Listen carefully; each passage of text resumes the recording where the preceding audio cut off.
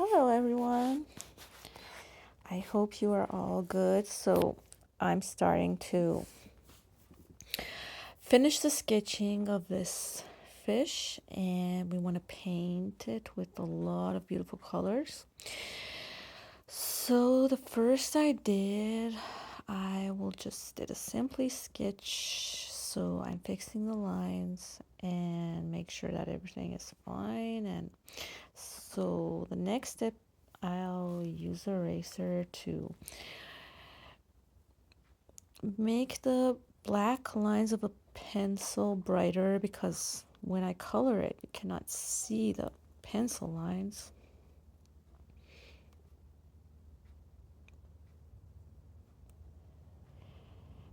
And then I use a spray of water on it and the sponge to make the whole paper wet. And also the sponge helps to make textures on your paper, and it will help the color fade well. So I will use these two tubes of colors again.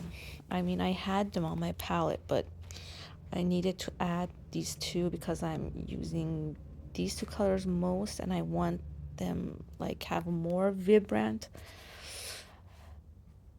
colors on it. So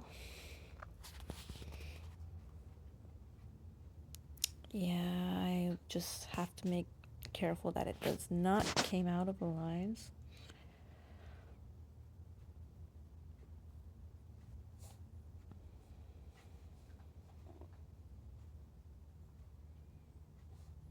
First, we add the brightest colors, the most brightest colors on the background, and then step by step we make it darker with other colors, and we try not to fade all the bright colors away. We want to keep the yellow bright colors on the base.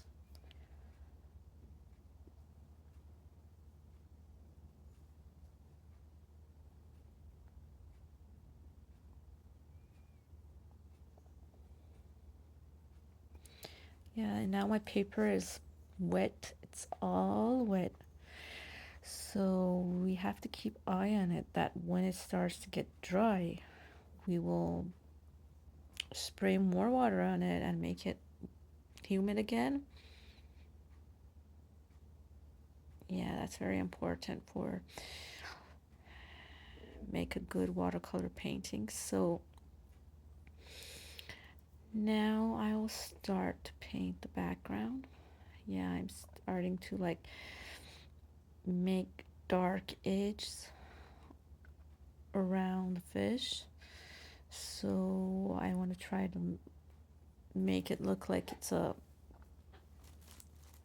deep in the water. And we try to make the corners darker. And then we will fade it in the middle. So I'm using a round brush, big size.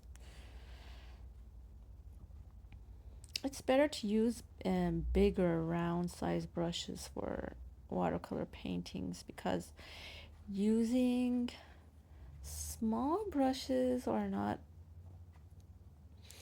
professional way to do watercolor.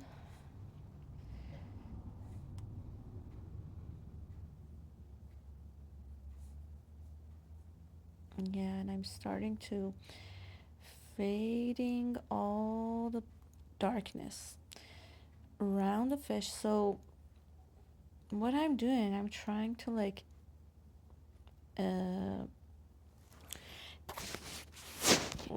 get the fish out of the water. I mean, I want to make it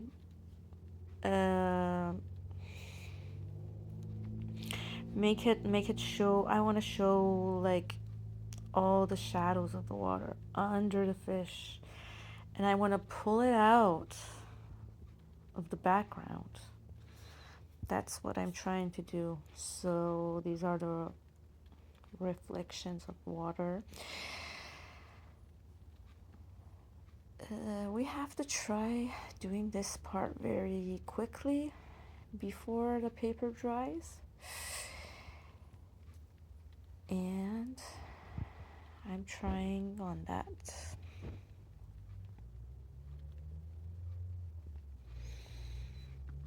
So I a little bit mix the black color with a little bit blue color.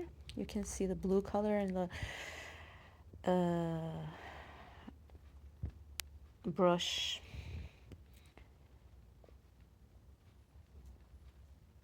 Yeah, so I'm just keep doing that, and so now I'm trying to get the fish out, make it more vibrant.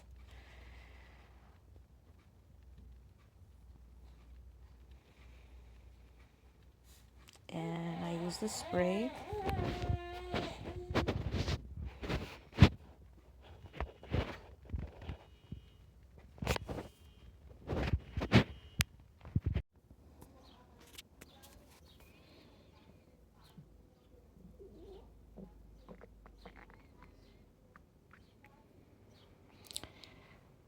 So now we're trying to make textures that it seems like there's are rocks in the water. So here I'm trying to line the dark spaces around the fish. So we need dark spots that we can show the brighter areas better. I mean, so the fish is bright and we need to like make darker spots around it that we can see the fish better. And it makes a way more better appearance on the painting.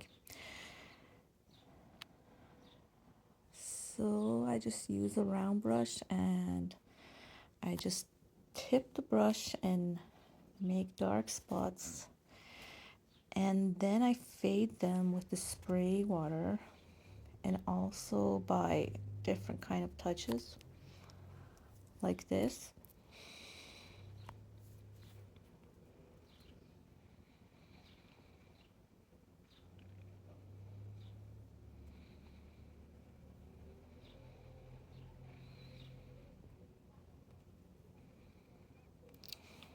So I'm trying to make a bright blue color and use it on the tail. So the way that we like handle the brush in our hands is very important. So you can just pay attention that how I like change the angles of the brush when I want to make different textures.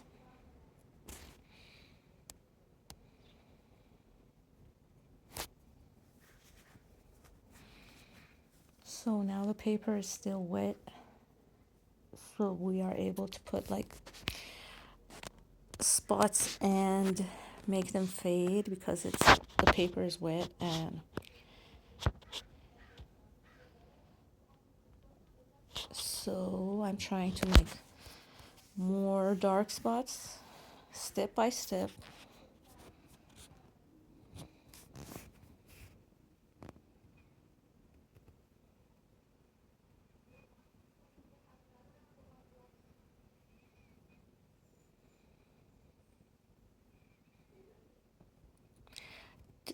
I always use the watercolor tubes, and it's way more better than the dry watercolors, and it's more professional. So I use a palette for them. The palette helps that so you can put them in the different squares. And so once you're done with your painting, you just need to recap it. But the colors will get dry after a while. And it doesn't matter. So when you want to start to use them again, you can just add more water to them, like spray water on the watercolors tubes. I mean, the one that I put in the palette, and you can use it again.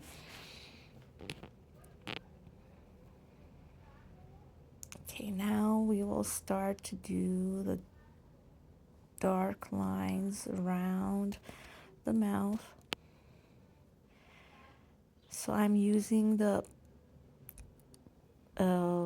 point of the brush, the end, thick point on the end of the brush to make the small dots. Yeah, just to gently touch, very gently touch. Sometimes for dark spots, for example, like now I used dark brown and also black gouache. The black gouache is helpful when you do not want to your colors get so extremely fade. I mean, so you want a kind of darker exposure on your painting, so you use gouache and you mix them with your watercolor tubes. That, as I said, it helps, like, so when you want to make the dots, the tiny dots, it will not get like fade, and they will look like more darker.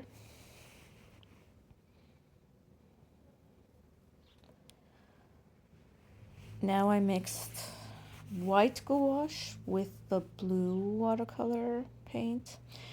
So I made the blue color bright, and also it helps me to make like small dots on different areas.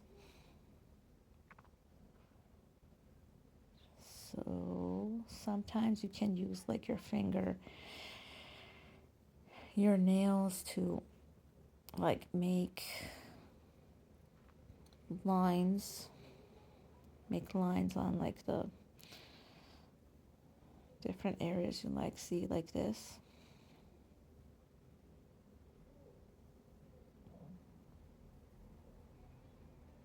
I mean, you can, but it's not necessarily like you have to use your finger for that thing. You can use a small brush too, but sometimes it's fun to like use your finger and fade some spot with that. Okay, so here is the white gouache.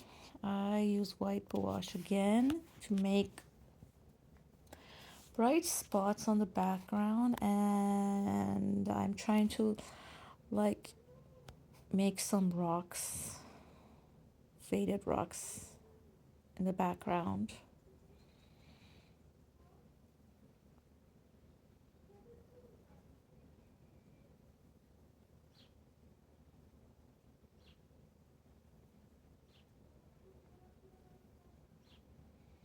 Sometimes, so you like realize like, okay, so I just have a one color, like a black color in a big area. So you try to, like, if you try to make brighter spots in the whole black area, it will make it more beautiful. So I use a different paintbrush now. This one, as you can see in the video. Yeah, it helps for different kind of textures. So I will paint the rocks with this brush.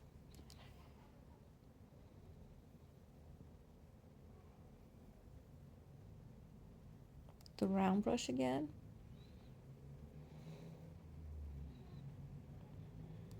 Okay, I have to bring the painting down or that you can see where I'm painting exactly. Okay.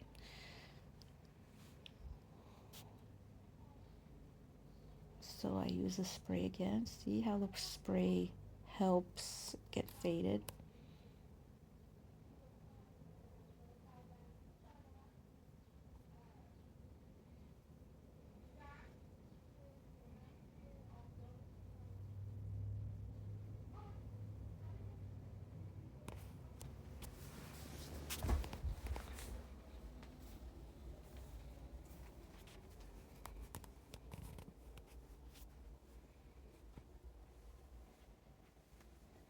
So in the corners of the painting, we make darker spots. Yeah, that's something that mostly is used for all different kind of paintings. Like you make the corners more darker than the other parts of the painting. So the spray again.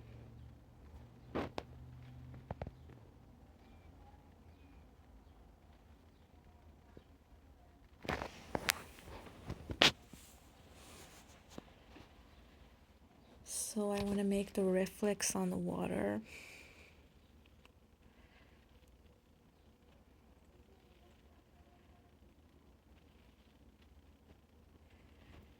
I most use round brushes for a lot of different kind of textures.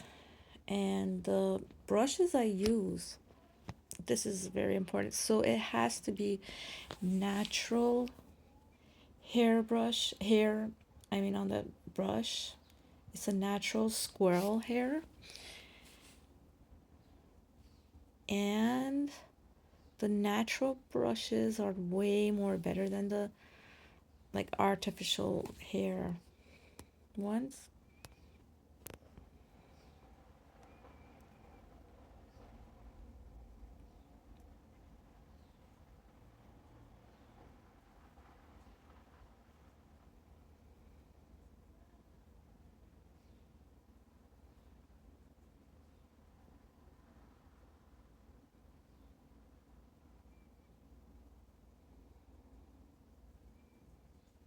Okay, so step by step we're making darker and darker spots till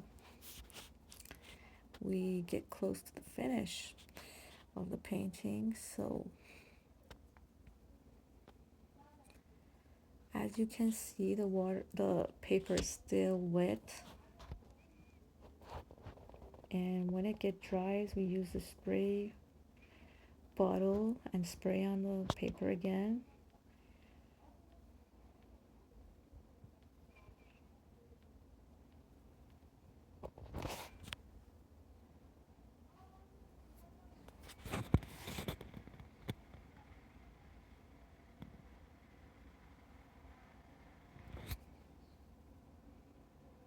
So these lines are like, seems to me that they are like too narrow, and like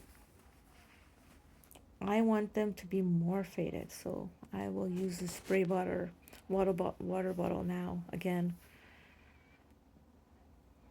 and I will spray through it. Yeah, see how it helps, and it's getting more faded.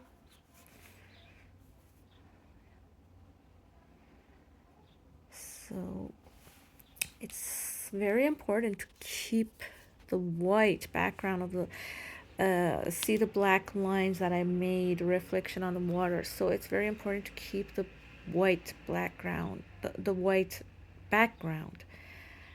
Yes, so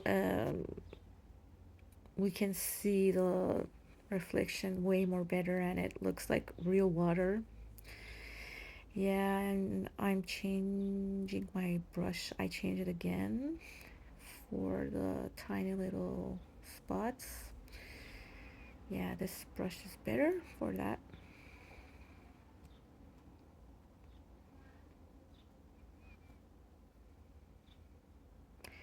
So, as I say now again, we mix the black wash with the dark brown color, watercolor.